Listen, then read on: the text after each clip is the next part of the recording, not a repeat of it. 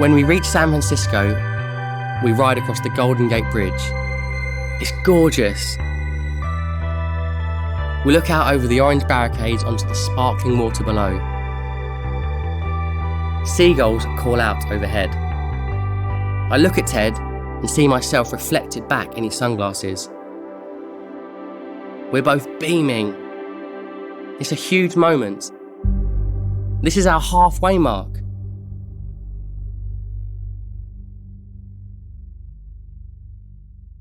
Here in the UK, Joe Wicks became a household name early in the pandemic, when he began streaming workouts on YouTube each day at 9 a.m, called PE with Joe, that helped millions of us keep moving and laughing during the severest lockdowns.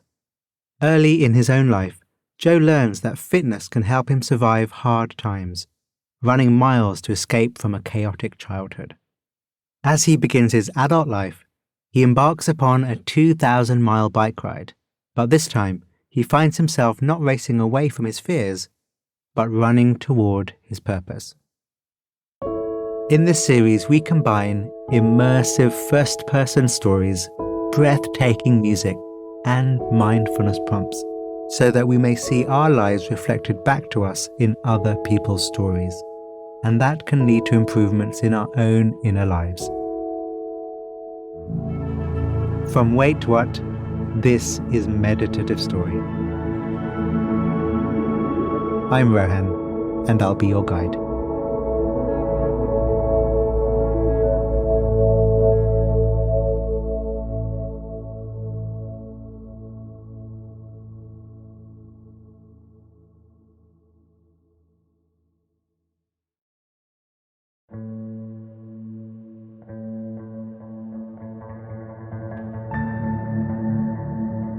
The body relaxed, the body breathing, your senses open, your mind open, meeting the world.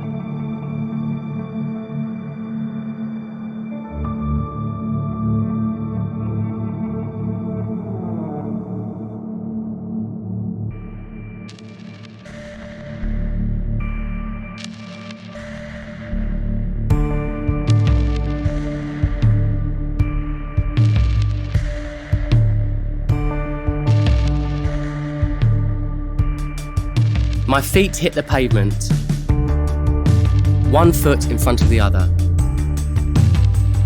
I run as fast as I can. My hands are clenched into fists, my arms are pumping. The sound of my trainers hitting the cement forms a steady rhythm. It's early morning, the sky is a pale blue. I sprint towards my bus stop. The school bus is due to pull up any minute. I run right past. I keep going. I'm 12 years old. I don't really know why I'm running, just that it's something I have to do. It's getting me out of the house, away from another screaming fight with my mum, away from my strung out dad who's relapsed again. I run through town, down the high street, I cut through a park. The morning dew on the grass soaks my trainers. I disturb a flock of birds pecking at the dirt, and they take flight in a gust of flapping wings. I run all the way to school. I show up to class out of breath, my tie is loose, my burgundy blazer is rumpled and sweaty.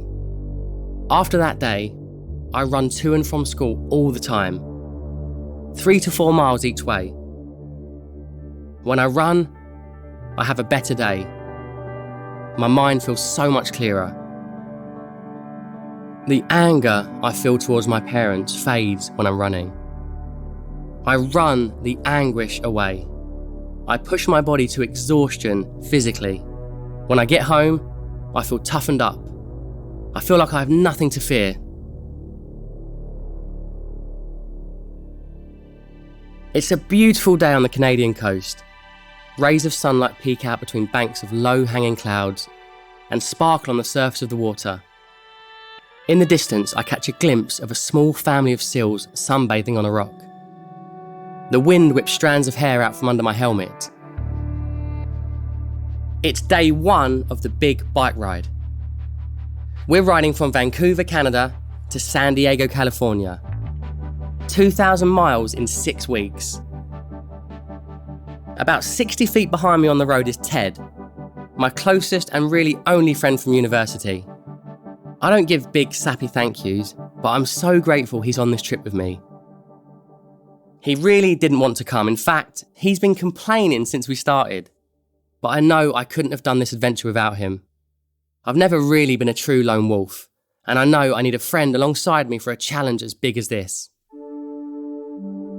Today we head to Vancouver Island. One thing that hasn't changed since I was a kid is my love of being in motion. I realised that in the months leading up to this trip, I'd been stuck in a rut. I think back to that time, just a few weeks ago. I'm on my PlayStation, playing Call of Duty for 6, 7, 8 hours a day. Every so often, I pretend to look for a job and feel disheartened. What can I do? I don't feel qualified for anything. I'm useless. Finally, I land a job interview for a teaching position, but I can't fake it. The interviewer knows I don't really want the job.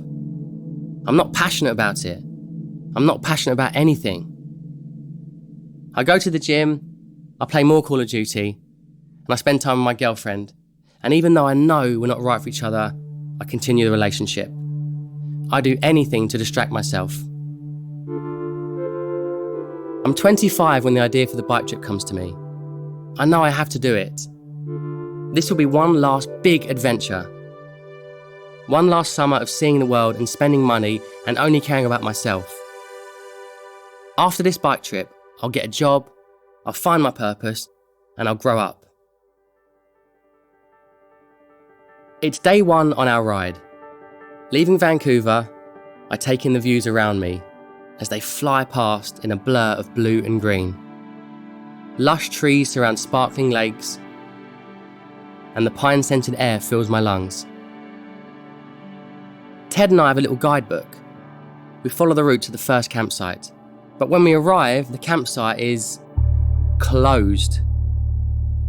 We check the guidebook again and realise it was published 10 years ago. The sun is sinking quickly and we don't have any other options. We're a little bit sneaky and we decide to set up our tent there anyway. Ted points to a sign. Beware of bears, lock up your food. I tease Ted for being scared, but as it gets dark, I can really feel there is no one else around. The pitch black sky, the trees looming overhead, it all feels a bit spooky. We tie our food into bundles and hang them from nearby trees.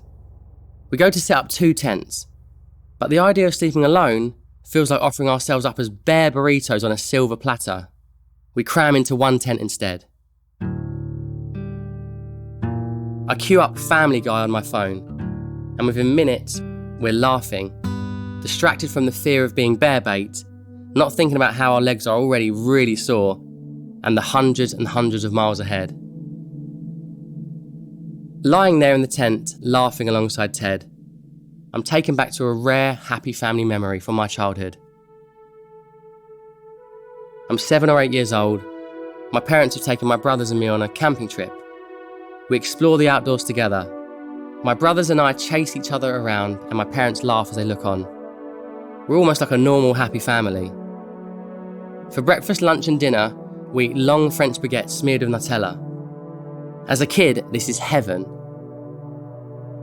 I don't know we eat like this because we're poor.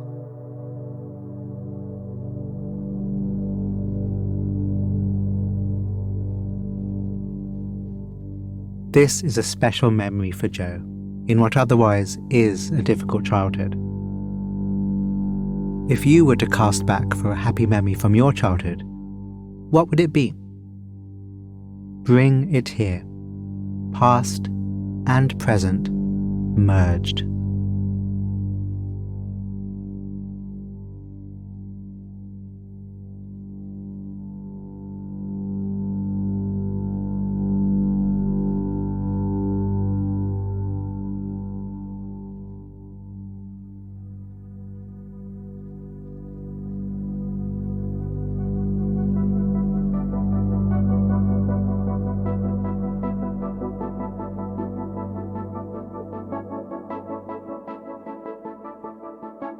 I'm 14, an angsty teenager in my childhood home. We live in a semi-detached, 3-bedroom council house, which I share with my 2 brothers and my parents. The house smells of bleach from my mum cleaning all the time.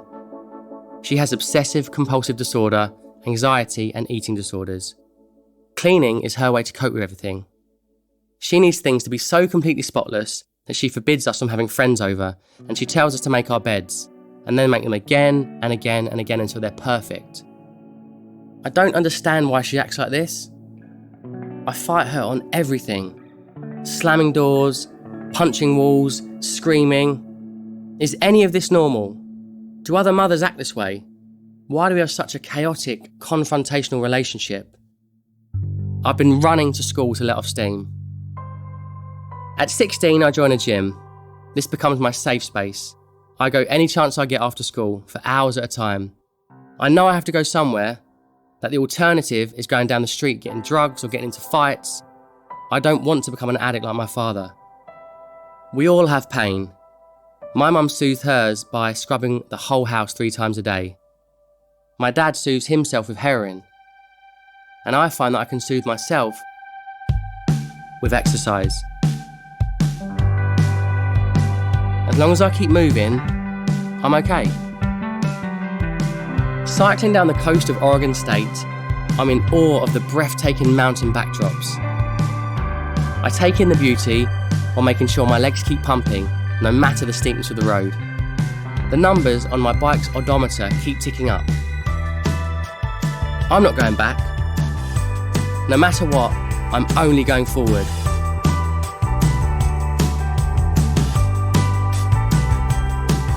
The songs of Bruce Springsteen, Thunder Road and Born in the USA keep my energy up as I manoeuvre my bike through hairpin curves.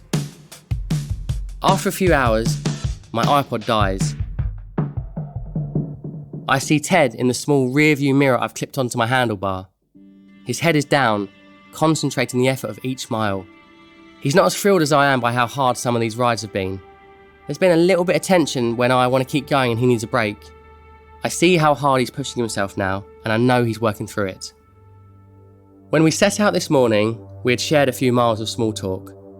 But now, it's just me, the open road and my thoughts. Today's portion of the bike trip is more challenging than most. We're on mile 90, and we still have 20 miles until we reach the campsite. Most of it's been uphill. Usually I look forward to hills. I see that we're approaching an incline. I cue up a great pump-up song, and I lean into it. I like knowing I'll reach a peak and get to experience the glorious descent on the other side. Today though, it's brutal. It's 90 degrees Fahrenheit. Ted and I cycle up and down the Oregon hills at an average speed of 12.2 miles per hour. On an incline, it's like dragging a car tyre on a rope along the ground. Every single rotation of the bike pedals is an effort. It's a deep burn so painful it feels numb.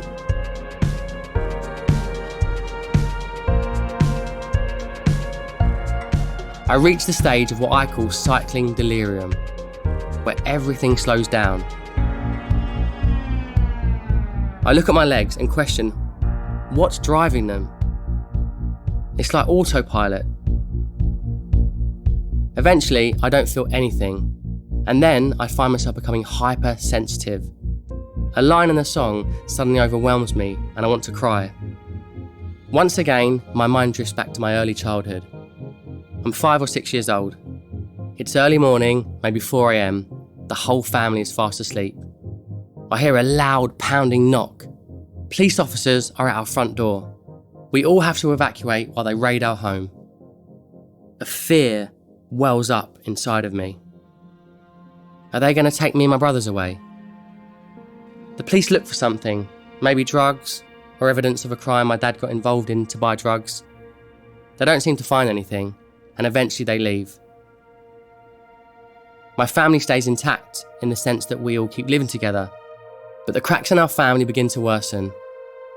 In the coming years, my dad is in and out. A few months in rehab, a few months at home, then a relapse, and he's gone again.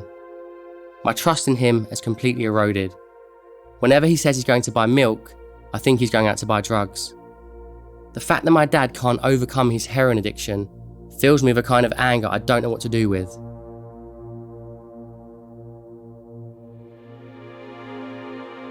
After over 8 hours of biking, I still haven't reached the campsite. The sun has completely set and we're biking in the pitch darkness. My body is exhausted, my nerves are frayed. I don't know if I can make it.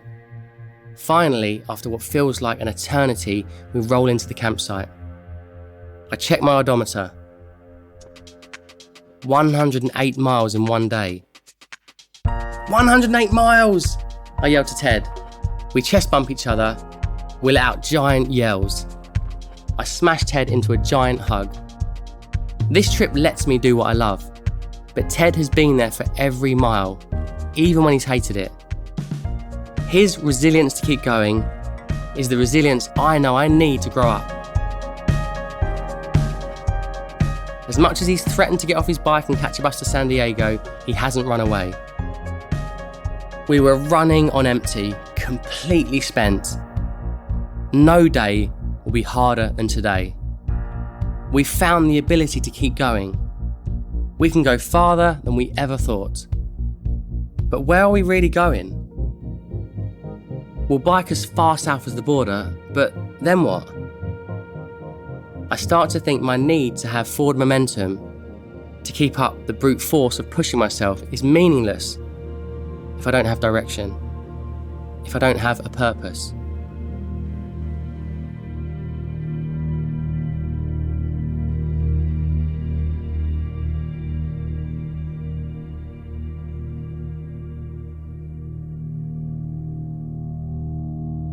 In his own way, Joe learns the relationship between the body and wisdom, how the physical supports the mental.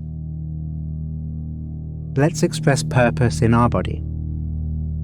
If you're sitting or standing, being up straight, relax your shoulders, the heart open and steady, inviting you to release any tension in the body.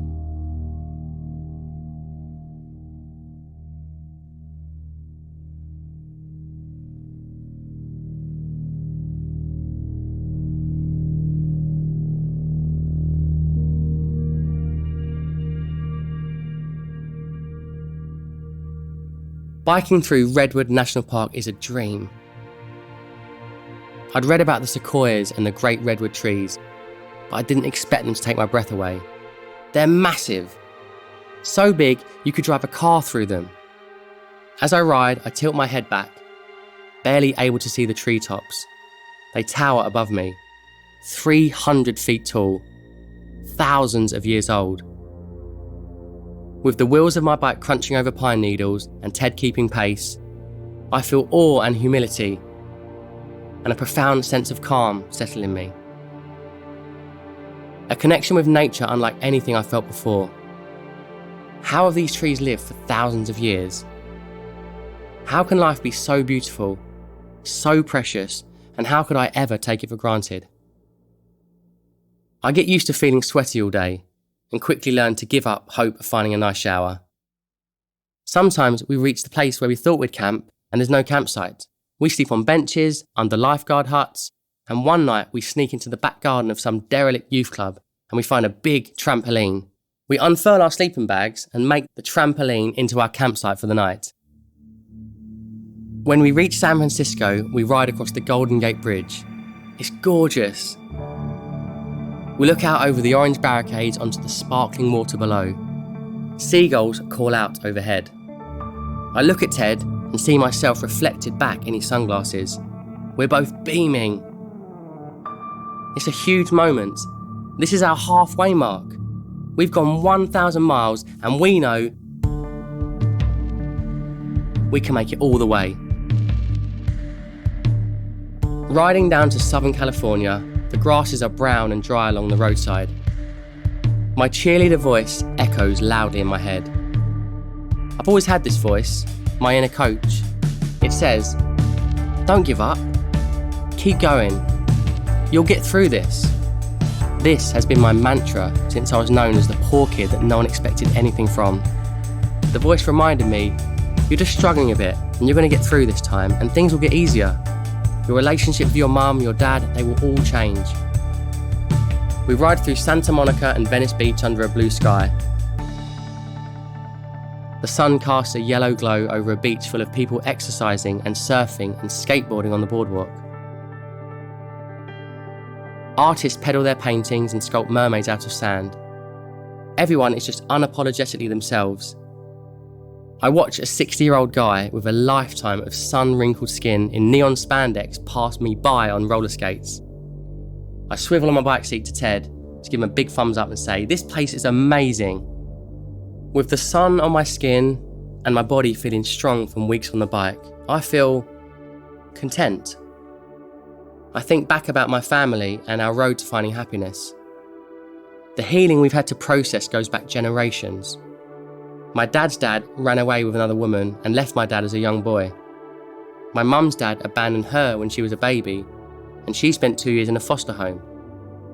This lack of love caused so much pain that they masked in different ways. My relationship with my parents is on the mend, different from when I was a kid. My mum and dad are both in better places. Dad has been clean for years. I realised what he needed was connection and love. We've had so many conversations about it over time, and I feel grateful we understand each other better now. I found my rhythm on the bike, but as we're closing down on the miles we have left, I know I can't ride forever. At some point, even if I bike all the way down to Argentina, the road will end. It's coming close to the final stages of our trip. I will have to return home. I will have to face my girlfriend, and I know I need to break up with her. And I have to find something to channel my energy into. As we ride through San Diego to the Mexican border, these thoughts that I've mulled over for 2,000 miles crystallise. I thought the answer was to run away from everything and detach from everyone. But I like being attached to others. I want connections. I want to have a purpose. I can't run forever. For the first time that I can remember, I know what I want to do next. I'll get a personal training qualification. I'll start a boot camp. I'll help people unlock their potential through exercise, through moving their body the way I do to work through things. I'll help them become better versions of themselves. It's 5:45 a.m. in the morning, and it's still dark out. I pedal my bike through the London suburb, and even though I have a little trailer hitched to the back loaded with kettlebells, pads and skipping ropes, the journey feels easy.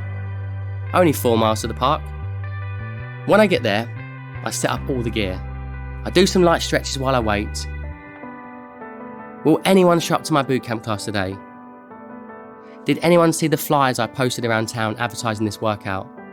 If no one comes this morning, it won't be the first time. It happens a lot. But I don't feel discouraged. I don't even feel anxious. For the first time, I'm deeply content. I'm here to help whoever turns up tap into their own potential through exercise. Helping people feel energized and empowered is my purpose. And I run towards it.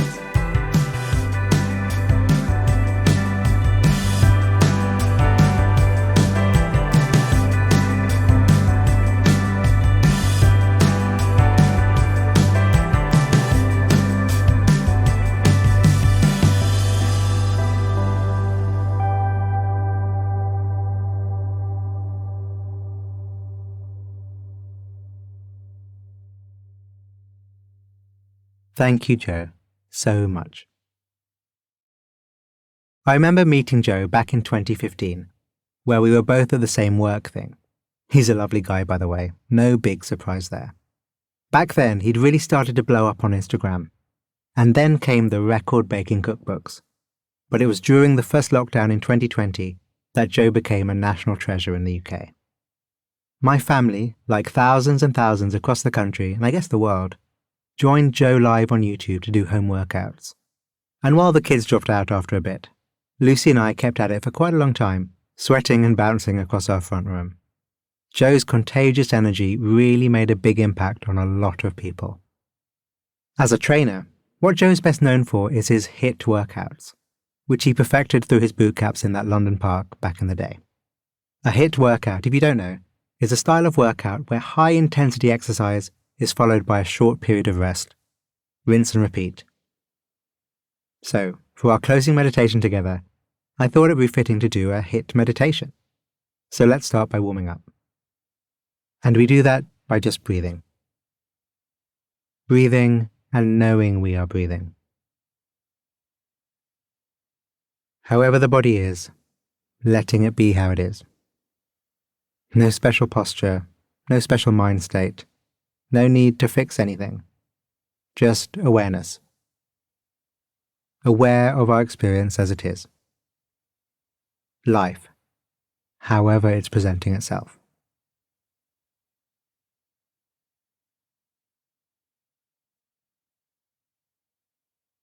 And the first exercise we'll do is what I call a sense round. As I call out one of our physical senses, let your awareness be called there, and know what is happening through that channel of our experience. So when I say touch, notice what is present and most obvious through your sense of touch, be that the breath or a particular part of the body or your posture as a whole. Touch.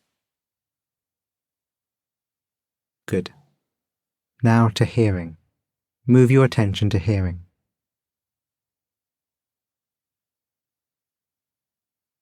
Now to sight. Being aware of what you can see. Back to touch.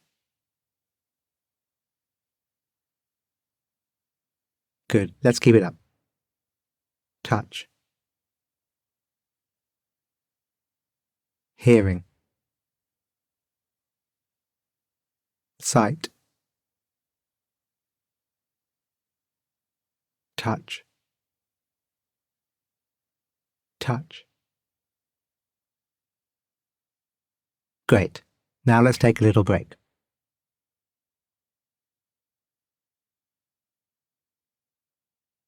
Cool.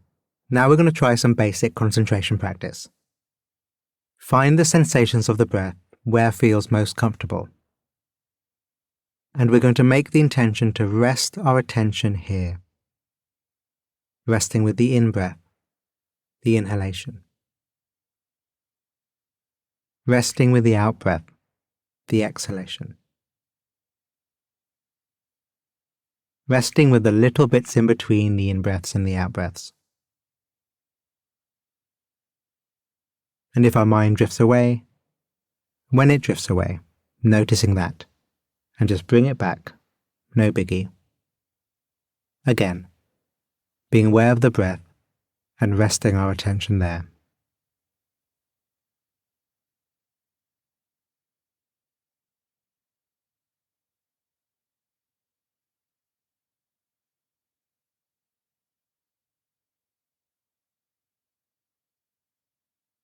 Okay, now another short break.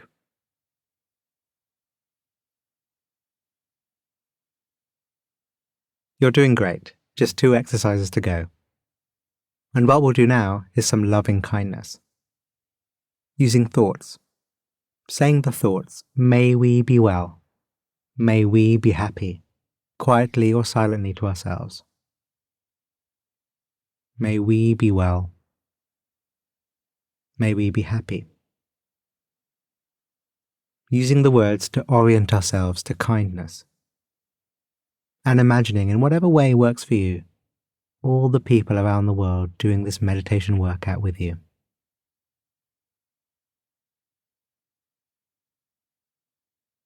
May we be well. May we be happy. May we be well. May we be happy.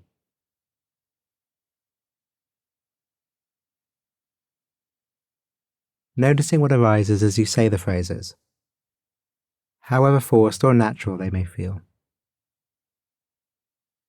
May we be well. May we be happy. May we be well. May we be happy.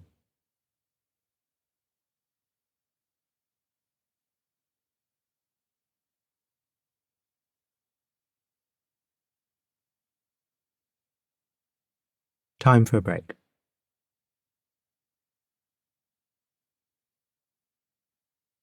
So just one more exercise to go, and it's the trusty body scan.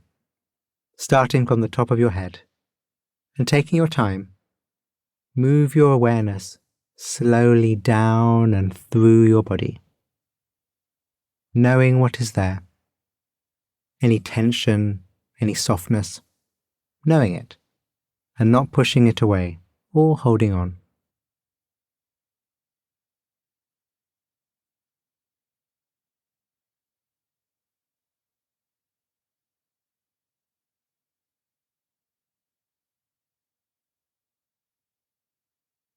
You did it. It might feel odd to do a series of meditation techniques in a fairly rapid-fire way. You might think it's counter to the idea of mindfulness and all that. But in my own mindfulness adventures, I've always highly valued the quality of flexibility, and a flexibility that has a level of precision to it.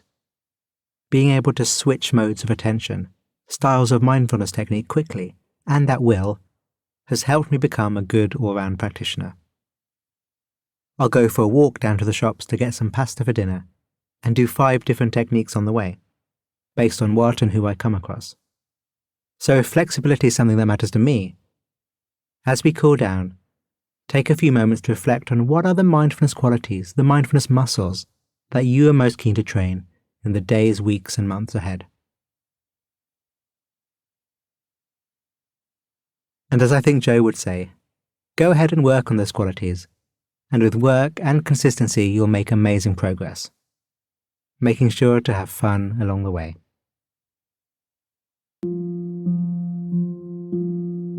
Thank you, Joe, for your story, and for all that you do, which I know is a lot. We'd love to hear your reflections and thoughts from this episode. You can find us on all your social media platforms through our handle @Meditative Story, or you can email us at hello@meditativestory.com. Thank you.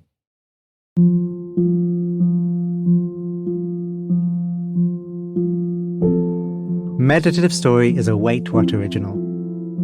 Our executive producers are Darren Triff, June Cohen, and Rebecca Grierson. Jay Punjabi is our supervising producer. The series is produced by Dorothy Abrams. Original music and sound design by Ryan Holiday. Our script writers are Hannah Brencher, Peter Keckley, Marie McCoy Thompson, and Florence Williams. Mixing and mastering by Brian Pugh. Special thanks to Emily McManus, Anna Pizzino, Sarah Tartar, Kelsey Capitano, Tim Cronin, Sami Oputa, Leah Sarametis, Colin Howarth, Chineme Ezequena, Charlie Menezes, and Adam Heiner. And I'm Rohan Gunatillake, creator of the Buddhify meditation app and your host. Visit meditativestory.com to find the transcript for this episode.